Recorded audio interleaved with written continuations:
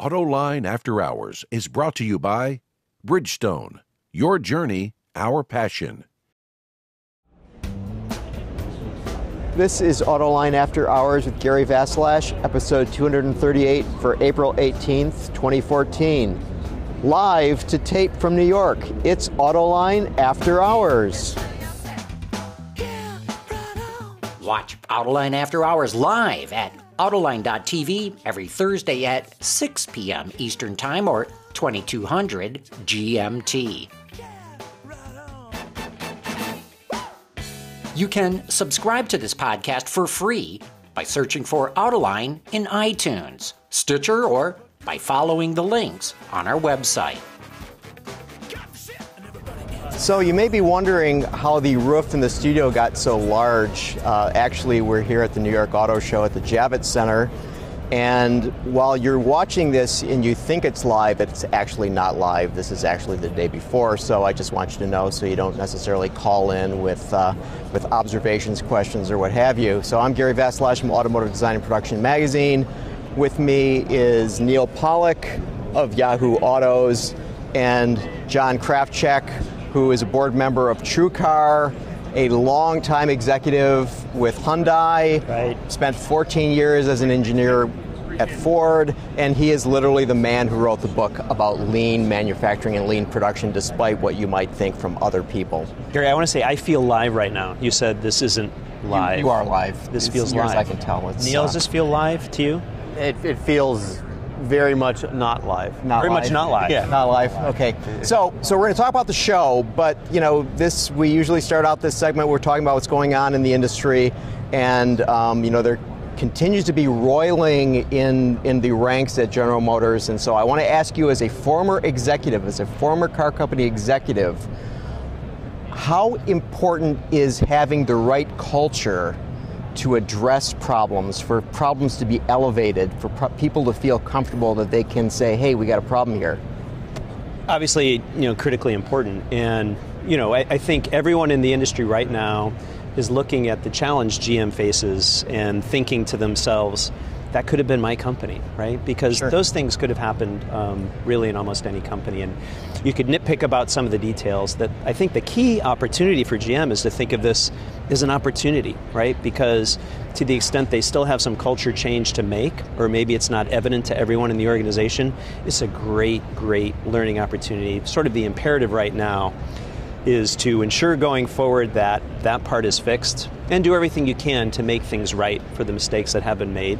I think they're on the right path. So Bob Waterman, the guy who wrote with Tom Peters the original In Search of Excellence book, once told me that it takes a crisis for there to be cultural change.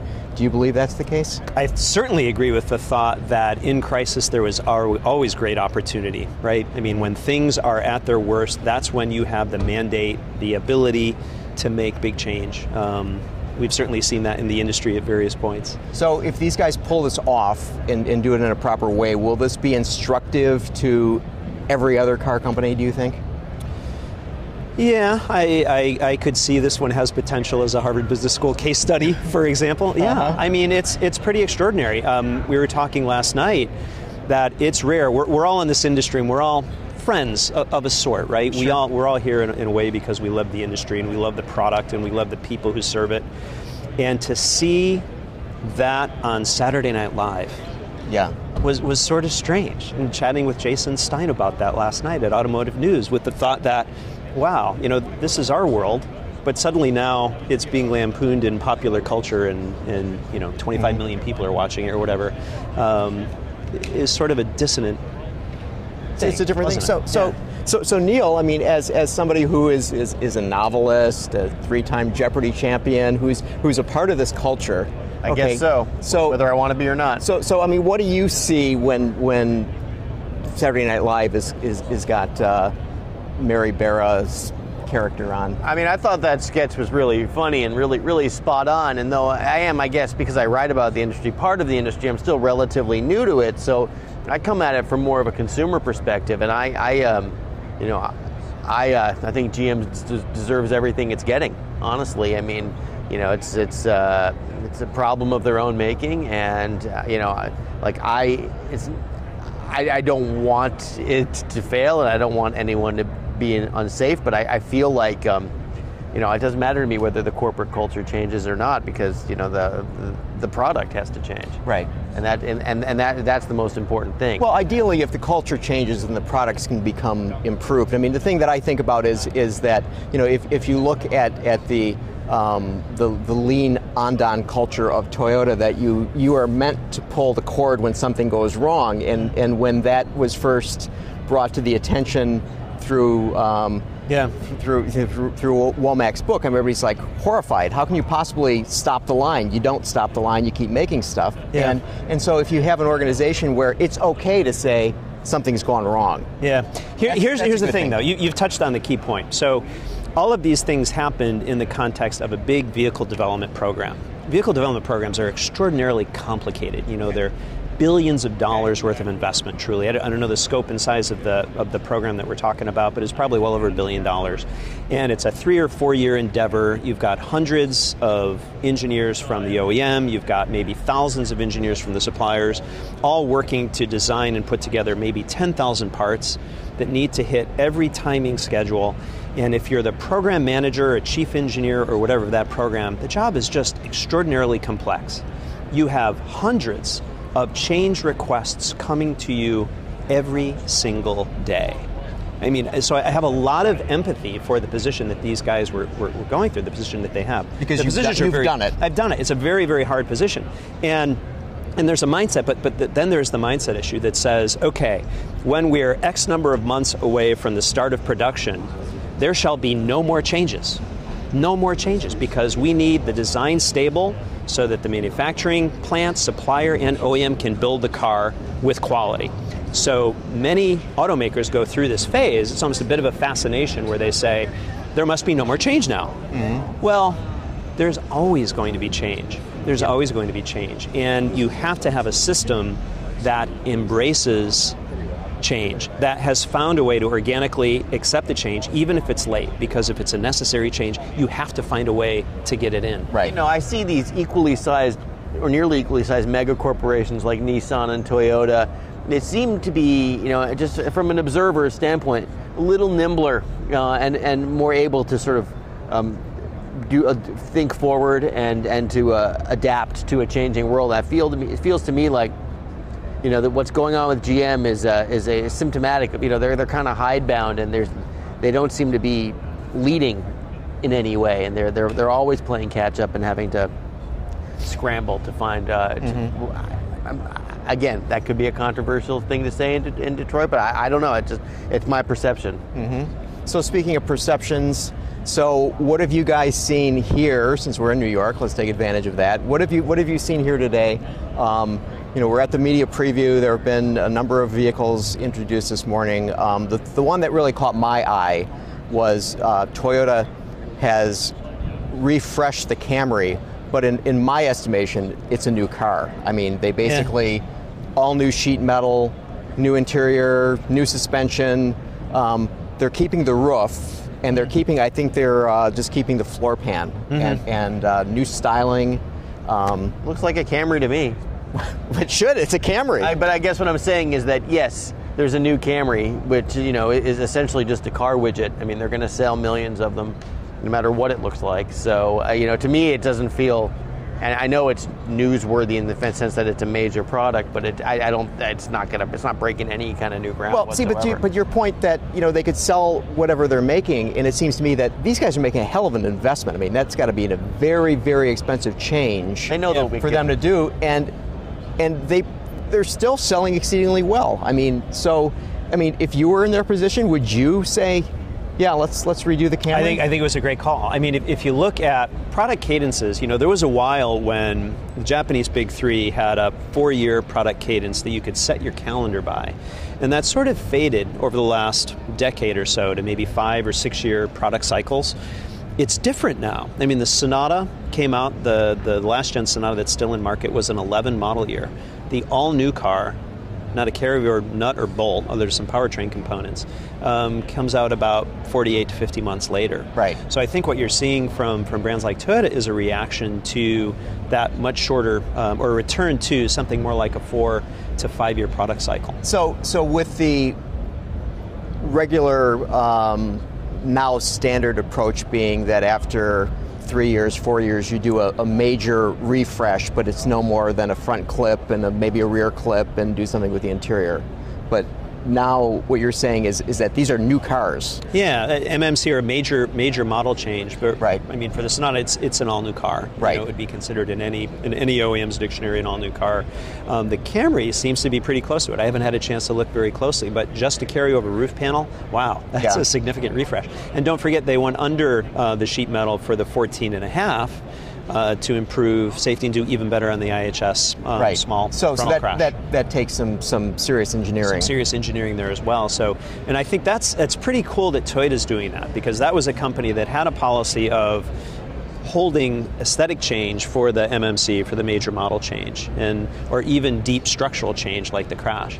And the market's different now. It won't wait. So you have to get that in. So they got the crash stuff in, and they've got this major refresh in a shorter period of time than they typically would have in the past. It's good for consumers. I mean, overall, I think what you're see at this show, you see major models being, rebirthed. You know, the Sonata, the Nissan Murano, and does that Murano look fantastic?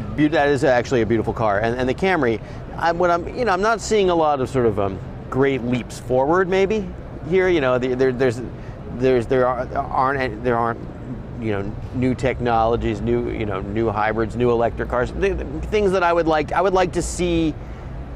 The cars are very nice, but I would like to see the industry evolve a little bit more quickly, I guess. I pretty much speak from a consumer standpoint. I feel like in terms of, I haven't seen the advances in fuel economy, alternative energy, and that you can't really examine the new safety features at an auto show. But I'd like to see more emphasis on that, because cars are evolving very fast, and you wouldn't necessarily get a sense of that here at the show.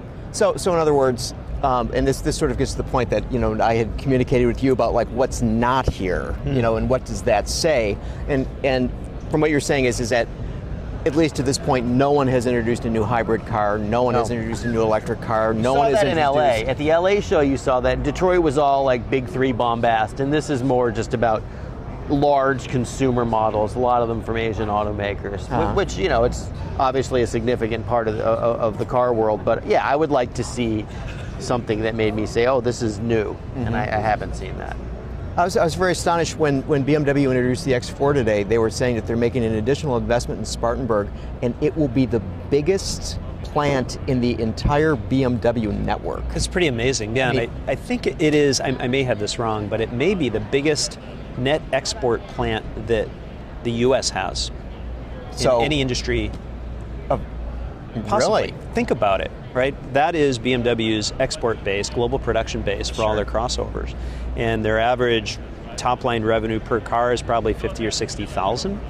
Multiply that times the volume of that plant, it's got to be one of the biggest exporting platforms in U.S. industry. And it's a German company.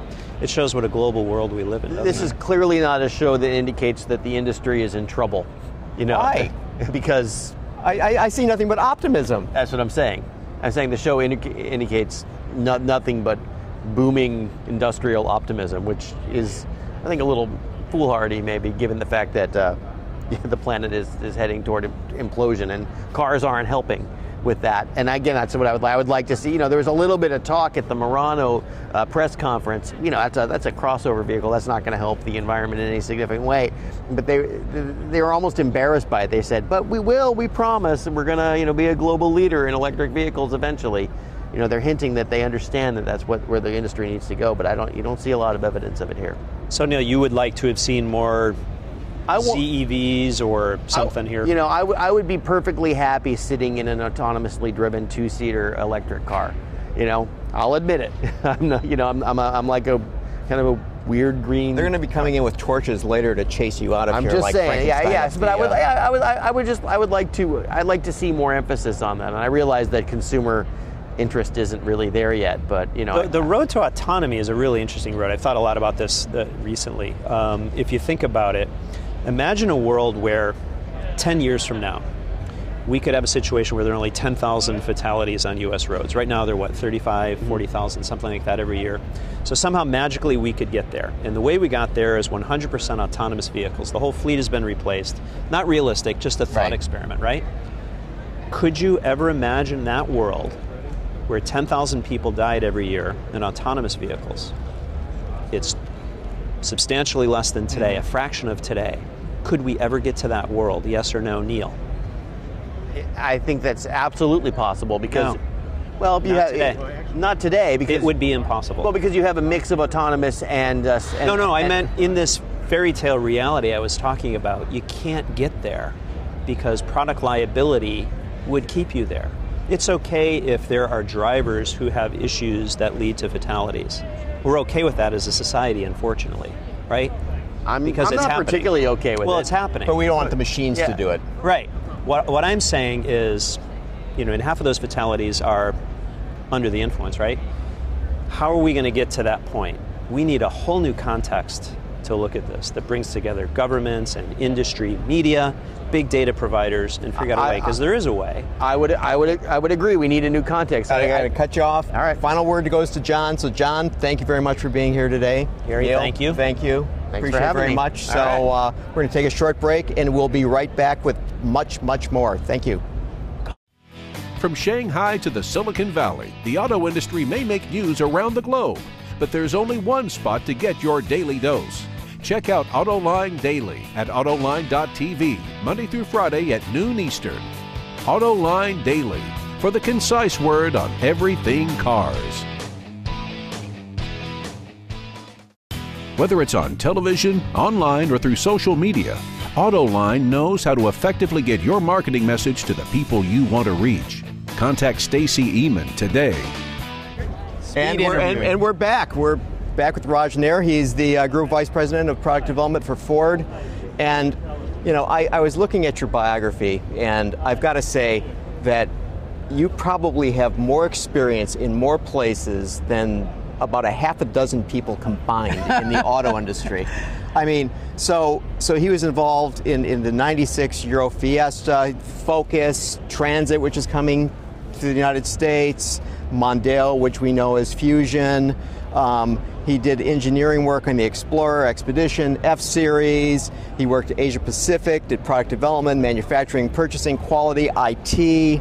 I mean, it's just incredible. So you know everything about everything. I know enough to be dangerous, I think, but and I've been lucky to have been on a lot of great programs, a lot of great teams. So here you are at the auto show, big 50th anniversary for Mustang, and I've got to ask you, how do you account for the success of that vehicle? Because the vehicle, I mean, so people can talk about the styling, and we'll have Moray, Callum on later on. He'll talk about that, but from an engineering point of view, that has to be something particularly special for people to continue to want to get a Mustang, and they do.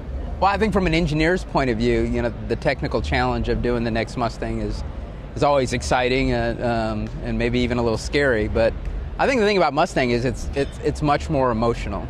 Yeah. And that emotion we've had connected to the Mustang for over 50 years is the reason that it's been so successful, and it's become this icon, and to a large extent it really is the heart and soul of the company. And Sure. we like to say there's a little bit of Mustang in every vehicle we do. Uh-huh. So a little bit of something strikes me as being very interesting is that, so also today you guys launched the Focus sedan. Yep, new Focus. And announced that it will come with the 1-liter EcoBoost engine. Now that engine is already available in the Fiesta. That's right. Right? And so I looked and I saw that the Fiesta, sort of an apples to apples comparison, weighs 2,578 pounds, and the Focus 2,907 pounds. Okay, this is now. how can you possibly have such a small engine and put it in the Focus? I mean, and I know that you guys you're not having a dog out there. I mean, you really got something that's going to. So, isn't that impossible? Well, not with today's technology. With EcoBoost technology, with direct injection, with turbocharging. We haven't announced the full horsepower numbers of the installation in the Focus yet, but in the Fiesta, it's a 125 horsepower engine. And not only that, it's got a very broad torque range. And so what you can get out of a 1 liter 3-cylinder engine versus what we were getting even 5-10 years ago, it's so you'd have amazing. A 4-cylinder engine and be lucky to get 100. Exactly. And it's not a trade-off for the incredible fuel economy you'll be getting. And in many ways, these vehicles drive better than those vehicles did 5-10 years ago. And so, how do you account for that? I mean, what is it that I mean, is there a secret sauce? That's the heart of being an engineer, right? Yeah. We look at everything and think about how could we do that better. I mean, that's what engineers do, and they never see anything that they're ever completely happy with. They're always thinking of maybe if we did it this way, it'd be better. Sometimes it always isn't. Sure. But I mean, that's the nature of engineering, and turning those thoughts and dreams into reality. And I don't know how many times people said the internal combustion engine's dead.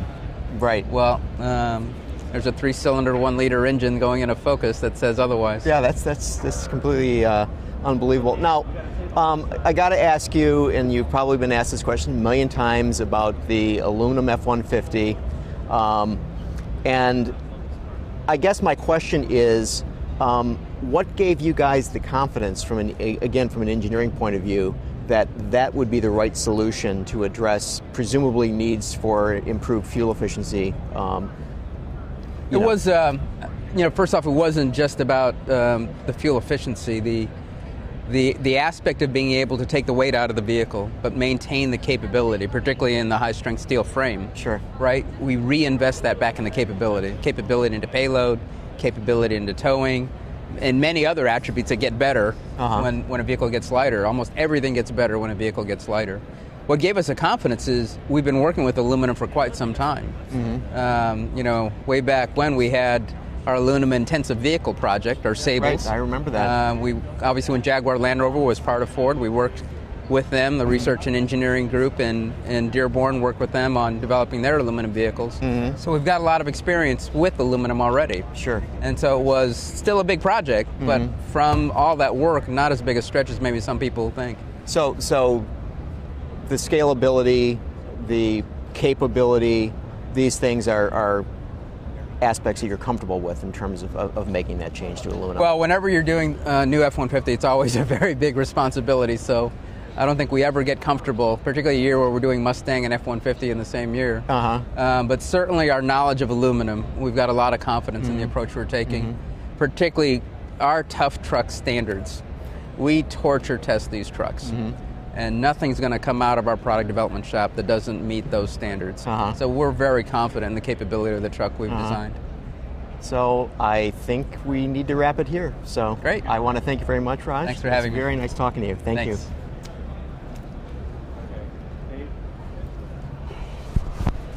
And so, as you can see, we're running this. You're so lucky I didn't see you. So we're running this live. So as you can see, that we're actually having a little change here, and so.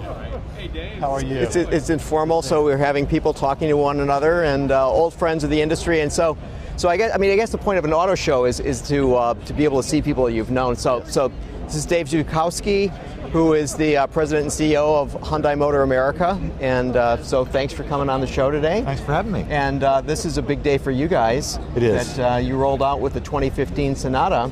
So tell us about the new car. Well, we're having a big year. It was just Detroit that we were talking about, the 2015 Genesis. Right. And now we've got the Sonata, and they really are interconnected. What you see with Genesis is what we call fluidic sculpture 2.0. It's a little bit more refined, a little more elegant styling language, and then you'll see the same language in the Sonata. And going forward, you're going to see more of that mature styling. So as you start looking at our vehicles, I always think of BMW. You walk by a BMW on the street, and it looks like a BMW. Sure. You know it. And Hyundai's going there. We're getting there. Genesis was our first step, Sonata's our second, and the really neat thing about Sonata is we came out with just terrific safety and technology and information and all sorts of technology in that vehicle that we now trickle down to the Sonata. So now that's a car that's got technology in the mid-size segment that's comparable to a premium segment, and it's a package that a lot of other people don't offer.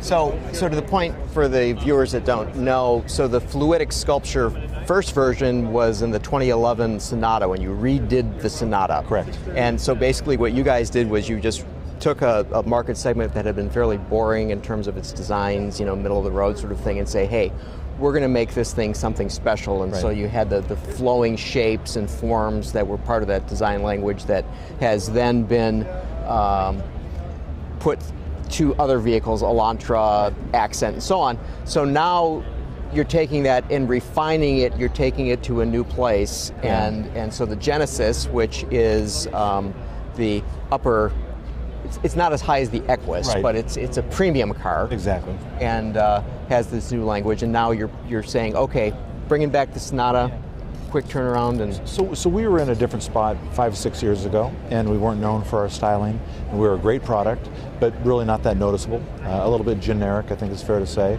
So it was very important for us. Our brand metrics, when you look at consideration and awareness and opinion of a brand, are good, and they're growing, but they were nowhere near where Toyota and Honda were. So we had to do something, and it's almost like you have to stand on a table and shout, hey, look at me, and beat your chest a little bit. So you needed to be a little polarizing. You needed to be a little special. We needed to prove, I think, to the segment that you didn't have to be an appliance to be a mid-sized car, and you could be good looking, and you could be functional, you could have a great package, you could have great fuel economy and good performance, no compromises required, and it worked really well, and it really dragged our brand up with it. Sonata is very important to us.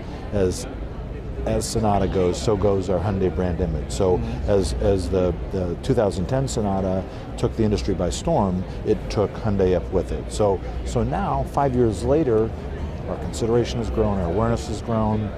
You can't make these quantum leaps all the time, because at some point in time you're going to leap off a cliff, right? So you got to be a little bit careful. So this is definitely what I would say is less of a striking car and more of a handsome car, and probably more sustainable. And so it's an important change for us. We think it's the absolute right change to make. We're committed to what we call fluidic sculpture 2.0 is the next generation. It makes a lot of sense. So you have for confidence in what you're doing and how you're doing it. Absolutely. And can we look for Hyundai to continue bringing out new products as we go forward with the sort of cadence and pace that you're Yeah. I mean, this is a product business, right? And we grew tremendously from 2010 to 2012 with great launches of big products that were well received and put us on the map. 2013 slowed down a little bit in terms of product cadence. Sure. And guess what? Our momentum slowed down a little bit. So this year, we've got Genesis, we've got Sonata, and in the next 3 years, what I said today is we're going to introduce more vehicles, at least 12, in the next 3 years than we did in the 3 years that marked our exponential growth. So we feel pretty good about where we're at right now. We feel pretty good about the direction we're heading and the product we have coming. So it's a good time, and we feel good about the market. Market seems pretty stable, and it has good long-term prospects, and we're going to be right there with the product. Great. Well, thank you very much for your time this afternoon. So great to spend time appreciate with you you. joining us in New York. All right. See you later. So we're going to make the switch here, and next up is going to be Mark Fields. Mark.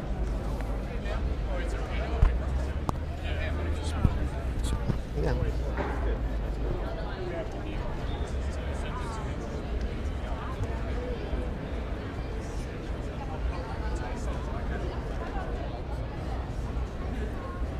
So as you can see here, what we basically have is this is part of the whole culture of the auto show that most people don't get to see, where people who have known each other, work with one another, get a chance to see one another, and it doesn't happen all the time, so it's a good opportunity for them to do so. Hello again. Mark, how are you? Good to see you. Oh, it's good to sit. No one needs comfortable chairs too. You guys make them comfortable, so we just sit. All right, so actually this man should need no introduction. This is Mark Fields. He's the Chief Operating Officer of Ford. He's a man who everyone learned this morning is a Brooklyn boy. Brooklyn born and bred, and so he's back in his town. He's back with the Mustang. He's back with the Focus sedan, which is Focus nameplate is the leading nameplate of any vehicle on the planet. We've got the F-150 coming out. So basically, how are you going to exceed this mark? Well, it's a busy year for the team. We're going to have 23 global launches this year, and 16 of them alone just here in the U.S. And it's all part of our One Ford plan, which is leverage our engineering talent we have around the world, use these common platforms, allowing to bring us more products sooner, freshenings, more significant freshenings like you're seeing with the Focus. Everybody's really energized, and if you look at our product pipeline, we have always said it's really important to keep that product pipeline absolutely full, and this year is another kind of piece of evidence that shows we're backing it up. But I mean, it just strikes me that clearly the Mustang has got to be America's favorite car. I mean, I know my friends at General Motors might dispute me with that, but I agree with you, by the way. And I thought they were very nice that Camaro gave a shout out to Mustang yesterday, and that was a nice thing for the 50th anniversary. So you've got that car, so the icon. You've got the largest selling vehicle, the F-150, and then with the Focus, the global thing. So you guys clearly are, as the hackneyed phrase has it, hitting on all cylinders. But So in your keynote, so Mark gave the keynote address this morning, opening up the show, and so he said you talked a lot about innovation, and you said that it's in order to have innovation, you have to understand the world's going to change, you have to anticipate consumer needs, and you have to anticipate how the changing world will affect consumers. So how do you, as the Chief Operating Officer of one of the world's largest corporations, imbue that sort of thinking within the organization? Well, I think very clearly, we've become very much an outside-in company. And what I mean by that is look at the business environment around us. What does that mean for our business? Look at the consumer, and what does that mean in terms of what they want out of their products, both the spoken and unspoken needs. And it just opens up a wide lens for us as a business to be very externally focused and not internally focused, because when you become too internally focused, you start getting detached from reality. And that's why when you look at some of the products that were, very important products you mentioned here today, the Mustang, it's an iconic product of the company. We wanted to make sure, how do we take 50 years and make that product have a heritage, which is a history with a future? So what we've done with putting independent rear suspension in it, EcoBoost engine, make it relevant for today's time and today's generation going forward. Same thing with the F-150. When we started working on the program, it was about what customers tell us. They told us they wanted great capability, towing, payload, all that kind of stuff, and they wanted good fuel economy. And we said, okay, that's their spoken need. The unspoken need is they want really good fuel economy, and they don't want to compromise on those capabilities. Right. And that's why we ended up looking at that, and we came up with a groundbreaking product that we feel is going to deliver both. So it's just taking an outside-in view of the world. And so the company clearly has changed. It's got a new direction now. There was one quote you had this morning, and I want you to explain this a little bit. You said we can think like car companies or think like innovators. Right. And so it sort of seemed to me that you're saying this whole industry needs to move to a new plateau, a new direction. Am I interpreting that correctly? Well, I think this industry is wonderful around innovation. When there's studies out there, when people think of innovative companies, automotive companies, including ourselves, are on that list. But my comment was really around, as we see growth, and our view is the industry is going to continue to grow. If we think like traditional car companies is looking at that as just more sales opportunity.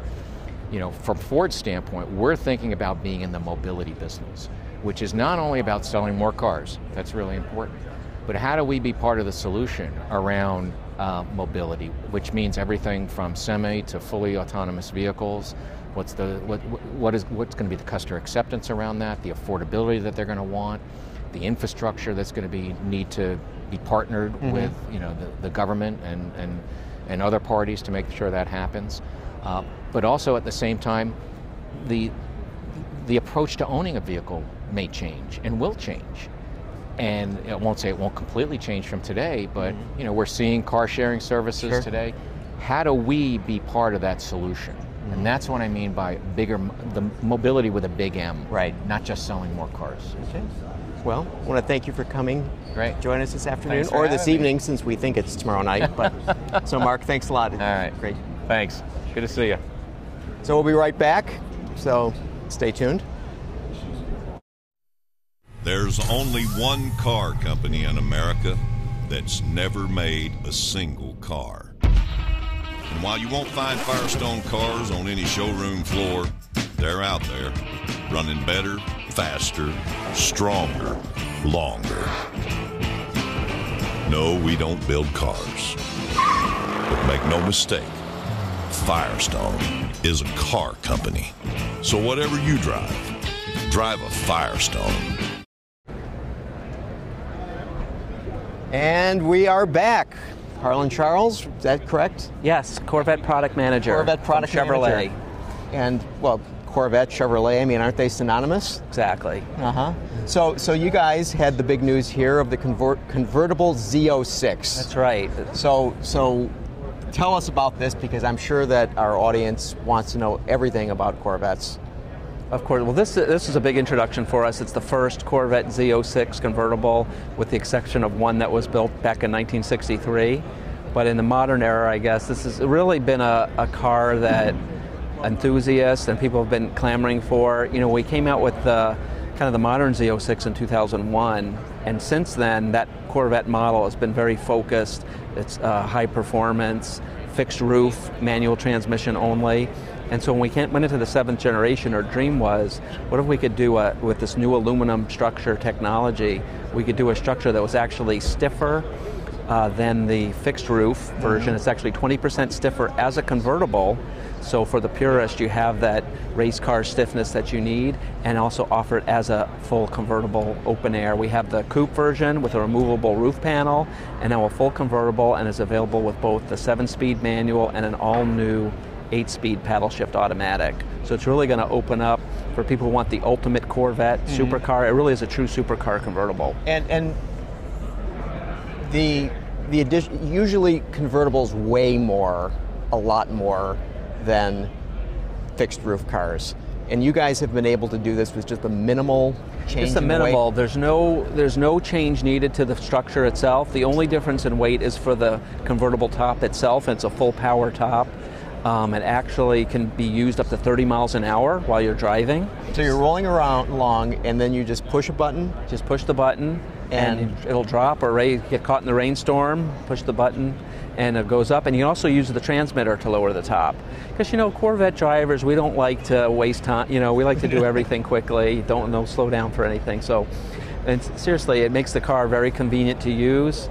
And we noticed a kind of a change in the sports car market, where in the past people would say, well, I can have the hardcore performance car, or I can have this luxury GT car, and now what we found is people really, a lot of customers, we can still get either one, but a lot of customers want both. They don't want compromises. So what we're able to do with this new 7th generation Z06 is really give them the best of both worlds. It's going to be the fastest, most track-capable Corvette ever.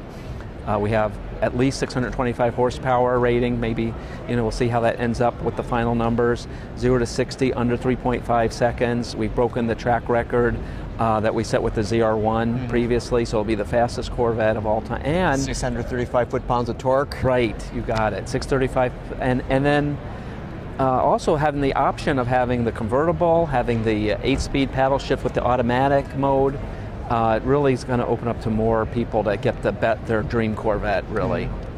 So, will someone run a Z06 convertible on a track? Are we going to see that? Well, you might. We were talking about, back in the past. I mean, most of the sports cars were all convertibles. You go back to the 60s and things like that.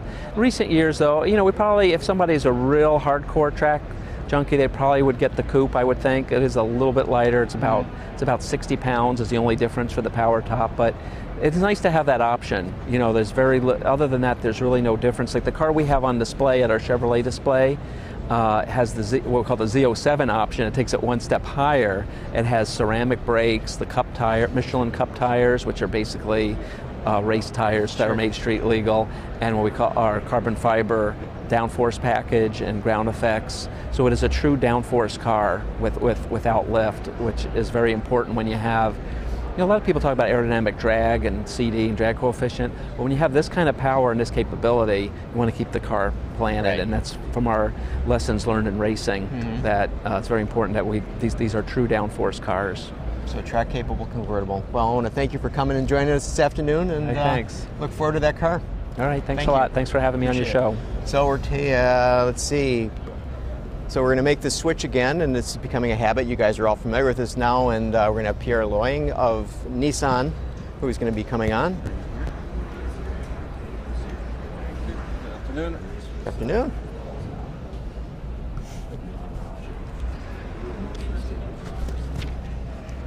Pierre, thanks for joining us this afternoon. And so Nissan launched the new Murano today. So tell us your perspective on that car. Now, I know you're going to be somewhat Biased. a little bit biased. And So third generation Murano, it's a very important product for us. The brief for the designers was it should look like a show car. We unveiled the show car Resonance last year at Detroit Motor Show. If you were to put the two cars side by side, they look really, really close. So brief was exterior design, go back to the emotional design of the first generation, which we launched in 2002, but for the interior, capitalize on interior refinement, perceived quality, because this vehicle is the closest thing we have to a premium brand. We're cross-shopped with Lexus RX. So exterior design, very emotional, interior, high quality and refined. So when the first generation Murano came out, it looked like nothing else out there. I mean, it just basically ripped the roof off the segment and just changed things up. So you guys are now saying we need to get back to the position whereby people are going to stop and say, what is that? That's what we believe. I mean, we have quite an extensive range of crossovers, each of them playing different role. I mean, typically the Rogue, very successful at the moment, and the Pathfinder are very much family vehicles, different life stage, one kid, early 30s for the Rogue, maybe two kids, mid 30s to early 40s for the Pathfinder. Right. Murano is very much an empty nester vehicle, so that's why everything's dedicated typically for 4 adults. You have the zero gravity seats at the front, we have the same at the back. You have this passage between the front and the rear seats that we call communication alley. You can recharge phones at the front and at the back. So there are a lot of details for 4 adults in the car. So, you know, as you look at your brief for product planning, does the needs of the global market reflect the needs of the North American market, or are there differences and subtleties that you need to accommodate as you bring products to this market? Typically, for a vehicle like Murano, North America is by far the biggest market. So we have, during product development, we have what we call the share of voice and the target market. For Murano, the target market is North America, which means that the other markets, namely Europe or China, will join the party, of course, but will be able to influence whatever maybe powertrain they need. But the focus target will be and is for this vehicle North America. Right. And although the big focus here for Nissan at the show is the introduction of the Murano, you have also just recently brought out the Versa sedan. So tell us about the Versa sedan and what role you see that playing in the company's lineup. So I said Murano is the closest thing we have to premium. Versa sedan is at the other extremity of the lineup. It's a very successful model for us. It's the most affordable vehicle available on the US market, starting at $11,990. So this is the most affordable vehicle, period, not just the most affordable vehicle from Nissan. No, it's the most affordable, period, on the US market. Knowing that, in fact, we're leaders in this affordable entry segment between Versa Sedan and Versa Note, and it seems to click on with customers. We have quite an aggressive visual price, most affordable vehicle in the US, but in fact the versions that the customers buy from us of Versa sedan are higher grades, and the transaction price we have compares, I mean, almost like for like with most competitors. So we're leaders on this segment with Versa sedan and Versa Note recently introduced, and we intend to stay in that part of the market as well. So as Nissan goes forward, as you begin to develop and release new products, I mean, what do you see as being the goal that you'd like Nissan to be known for? Remember, first, we have quite a wide lineup. I think we cover probably 95% of the US market, so we don't need to add an extra vehicle. I think the portfolio that we have is very, very satisfying. So we have some differences probably compared to other ones. We're leaders in zero-emission vehicles. I mean, Leaf now is picking up. We announced earlier we've sold 23,000 Leafs last year in the US. We've sold overall 110,000 Leafs worldwide, which accounts probably for almost half of the sales of electric vehicles. That will lead to autonomous vehicles. We've announced that in the midterm, by 2020, we'll bring an autonomous vehicle on the US market, but it's not at the expense of the rest of the lineup. We'll still have cars ranging from Versa sedan to GTR Nismo. Okay. Well, that'll have to be the last word. I want to thank you very much for joining us this afternoon, and thank you very much. Good luck with the Murano. Thank you. It's a beautiful car. Thanks. Have a good day. Thank you. Okay, so we're going to do the switch here, and we're. Hi. How are you? Good. I'm Alanna. I'm Gary Vasilash. Nice to meet you. So we have Alanna Tracey-Bahri. Am I saying that correctly? You could just say Bahri. Okay, Bahri. I'm sorry. No, just Alanna Bahri. Okay, Alanna perfect. Bahri. Sure. And has to be facing this way, right, Chip? Okay. You're good. Okay. Okay. So you're the product manager of a lot of vehicles. I am. I see you're the product manager of 3 Series, 4 Series, 5 Series. 6 Series, 7 Series. No, 6 and 7, not anymore. Not anymore? Not anymore, but a bunch of them. Z4? Z4, X3, X4, X5, X6. X6. Yes. So you have like the world's largest business card? I have the coolest job on the planet, really. Okay. Just check. I mean, because it's just like all of these vehicles. So what does this mean that these are all your cars? That means for the U.S. market, I manage the volumes, the pricing, the positioning, just overall life cycle of the car, as well as the long-range volumes. So it's great. So you're a very busy woman. I am. And here today, you guys rolled out with the new X4. Yes. So tell us about that car. Sure. So we showed it as a concept several times. So this is the world debut of the X4. It'll be built in Spartanburg. It is a phenomenal car. It starts production in April, goes on sale in June, so early summer. It'll be available in a 28i model and a 35i model. 240 horsepower and 300 horsepower, 0 to 60 in 5.2 seconds on the 35i model. It's a phenomenal car, great to drive, very emotional concept. Okay, so if people out there are saying, okay, I know what an X3 is, that is a crossover type vehicle. BMW doesn't use the word crossover. We say sports activity coupe. Okay, and then they say, okay, we know what that is. We know what the X5 is. That's a bigger version. Yeah, sports utility vehicle. Okay, so the X4 is entirely not like those vehicles visually. Right. So it has a. So we launched the X6 model in 2009, and this is primarily the X4 is the X3 is the X6 to the X5. So it has a cut roofline. It's also different standard equipment. So you have sport automatic transmission, dynamic performance control, variable sport steering. It's more performance oriented. So like I said, 0 to 60 in 5.2 seconds. I mean, that's phenomenal for a light duty truck with so X-Drive all-wheel drive. It's hot. And yet it's practical. Got utility. Exactly. So it does. It's a 5-seater, but it's meant to look like a 2+1 seater. It's a great design, but it's also very functional. So you can seat 5. You have a good trunk space comparable to the X3. It's really that cut roofline in the back that makes it what we call a sports activity coupe. So if we were to go in terms of the sedans that are under your umbrella. So what person would buy, let's say, a 5 Series and an X4, or is that the sort of person you'd be looking at, or is it either or? Okay. I mean, ideally both, but right. Yeah, we'd love both. Well, we actually, what we did when we looked at what happened with the X6 when we launched that in 2009, it skewed more male buyers, more performance oriented. And when we look at the segment within the X3, in that you'd say compact sports activity or a sports utility vehicle, we said there's opportunity here. What we did with the X6 and the X3 actually skews, it's the most female buyers of any BMW model. Really? So we saw a lot of opportunity as far as how successful the X6 was in that segment.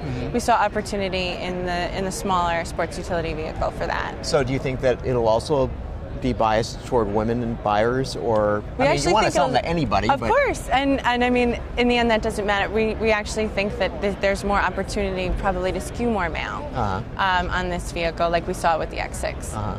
Okay, and so you're going to be exporting these around the world. So it'll come from Spartanburg and just go everywhere. It does. It goes everywhere. I mean, we're really proud of that. So the U.S. is the only plant that produces the X3, the X5, the X6, and now the X4. So they'll be built in Spartanburg and shipped throughout the world, which is pretty phenomenal. That is very phenomenal. Yeah. So we got to leave it there. So I want to thank you very much. So. No, that was great. Very quick, but. Thank you. No, quick is good. Thanks. So we'll be right back again. So we're going to make this change and. There's only one talk show that covers the issues and executives that drive the auto industry. Turn to Autoline This Week, every Friday at Autoline.tv or on your local PBS stations across America. Autoline This Week. You can't get more inside the industry.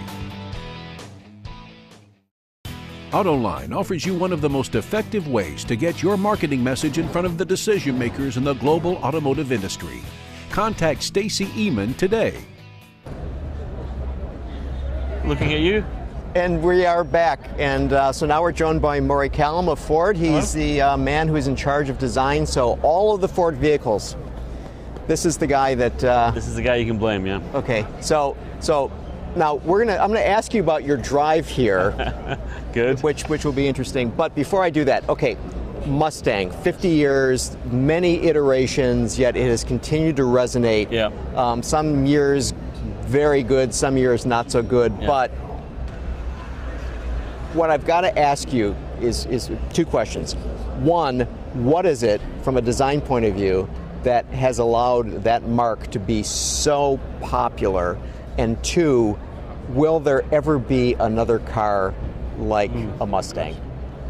I think what makes it popular, well, I think what helped was the first car. I think the first car really set the tone for all the cars to come ahead, and because that was such a fresh look, a fresh sort of affordability for a great sports car. I think that's when really set the tone for the car. And we've done variants on that along the way, and some better than others, I think you would argue. But I think we've sort of really captured that again in the last 2 or 3 series of the car. And it's a great privilege to work in the car too. It's good.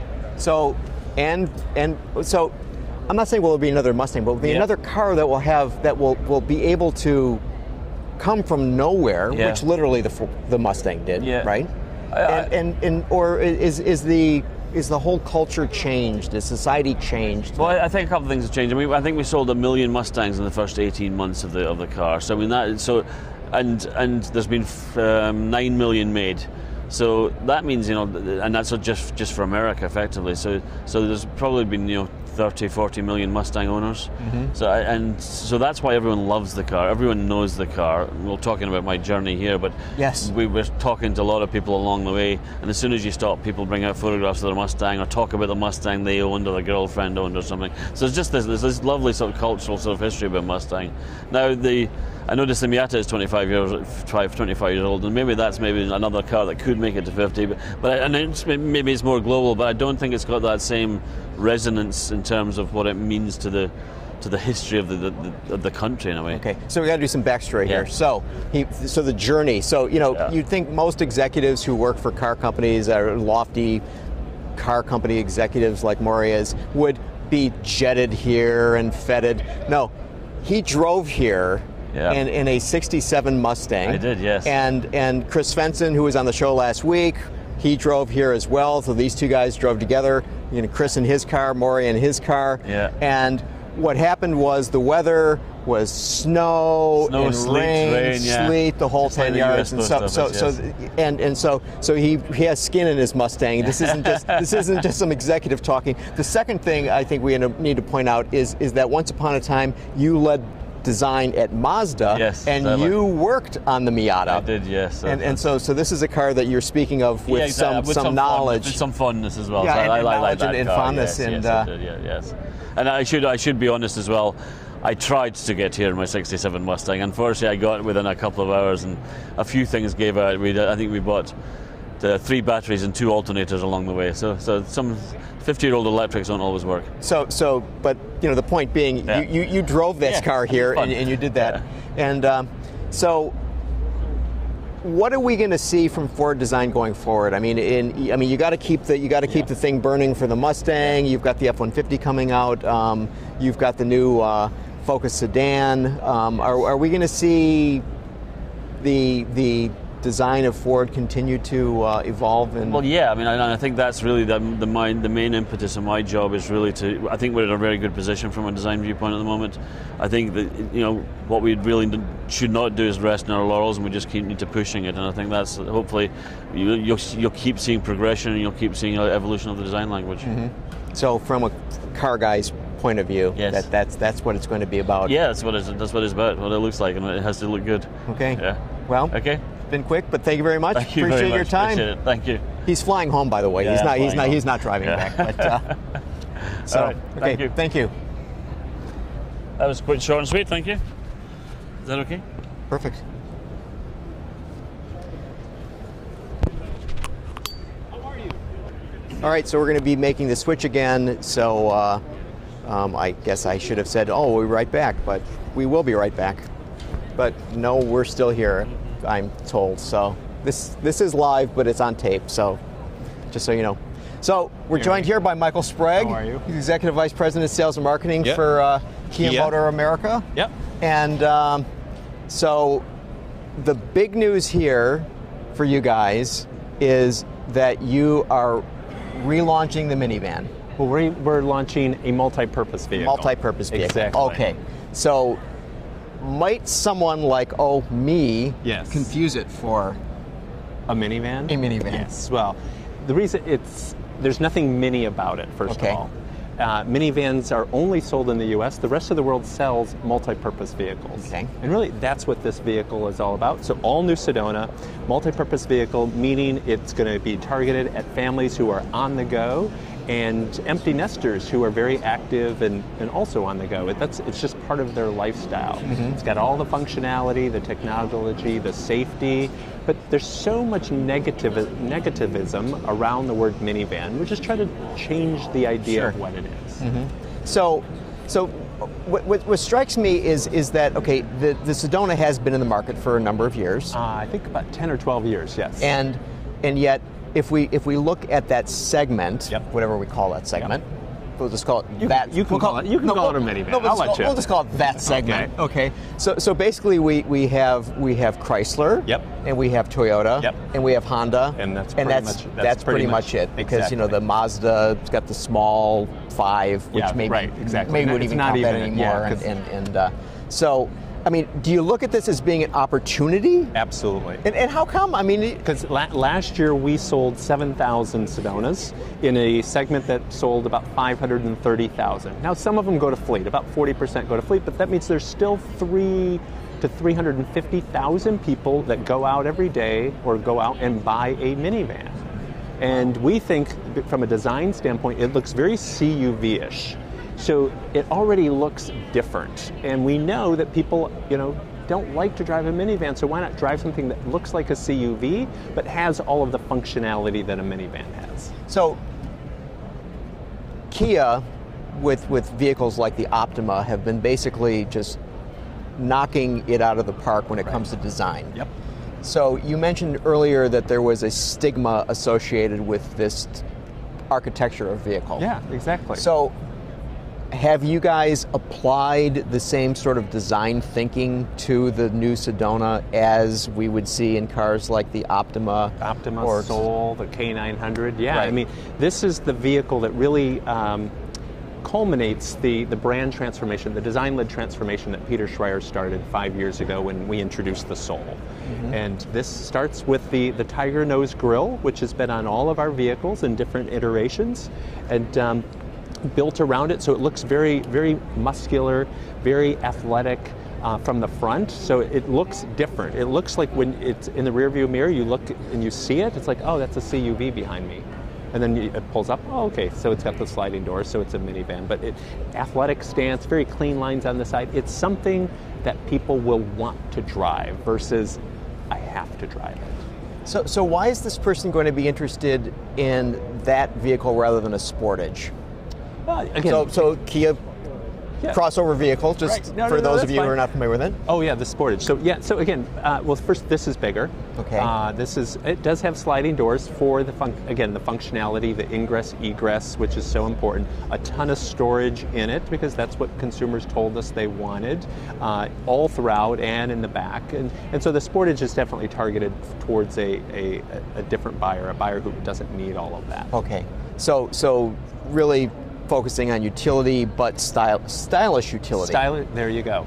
And so you said 7,000 last year. Yep.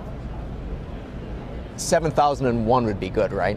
No, we'll send a lot. We'll sell a lot more. You than sell that. a lot more? Again, there's 350,000 retail vehicles a year, and it's an interesting, really cool vehicle if you have to buy in that segment. And when we look at the competition, we say this is something that you'll want to drive versus I have to drive it.